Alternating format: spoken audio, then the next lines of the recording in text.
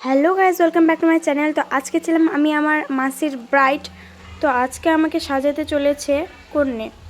শাড়ি পরা থেকে মাথার চুল আর মেকআপ সব কিছুই কিন্তু মাসি খুব পারফেক্টভাবে করে দেয়। আমি স্ক্রিনে নাম্বারটা দিয়ে দিলাম, কারো যদি প্রয়োজন হয় তো অবশ্যই যোগাযোগ করবে।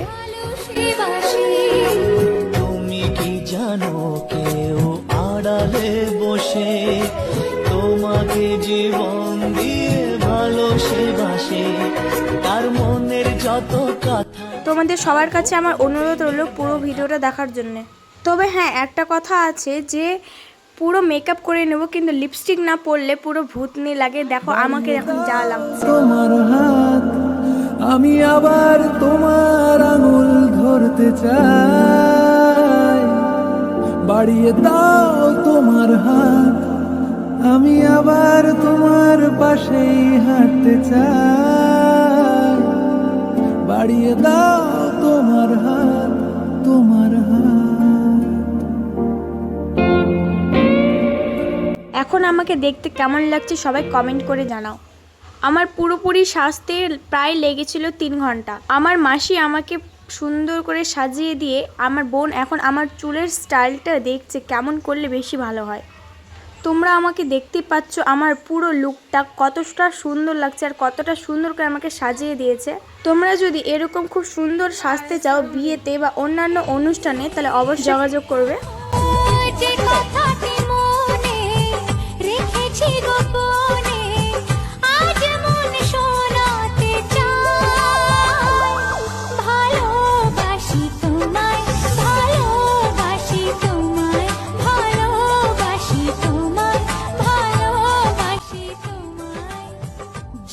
ফাইনালি গাইস, আমি রেডি। মোটামুটি বিছাটা পরবো আর বিন্দিটা পরবো।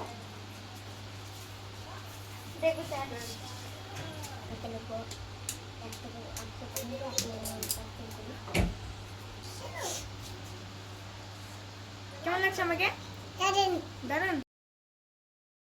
যেহেতু আমি আগে থেকেই নাকের পরে আছি, তাই জন্য তার উপরে ওটা দিয়ে দিলাম। আমার লুকের সৌন্দর্য আরও বৃদ্ধি করার জন্য আমি উপরে আরও কিছু, এটার নাম জানি না, যাই হোক ওটা আমি মাসিকে বললাম দিয়ে দিতে, তো আমাকে ওটা এখন এঁকে দিচ্ছে। জানি না কতটা বাধা তুমি একা সয়েছো, বুঝতে দাওনি কিছু, আজ আমি হয়েছি বড়, নিজের মতো করে বুঝি সবই, অজান্তে কত কি ভুল করেছি, তুমি ক্ষমা করো। যেহেতু আমার লুকটা ছিল নতুন বইয়ের, তার জন্য সিঁদুর না পরলে হয় ভাই? এটা কিন্তু কেউ ভাবো না এটা সিঁদুর, এটা হচ্ছে মেকআপেরই লাল একটা কালার দিয়ে দিলাম।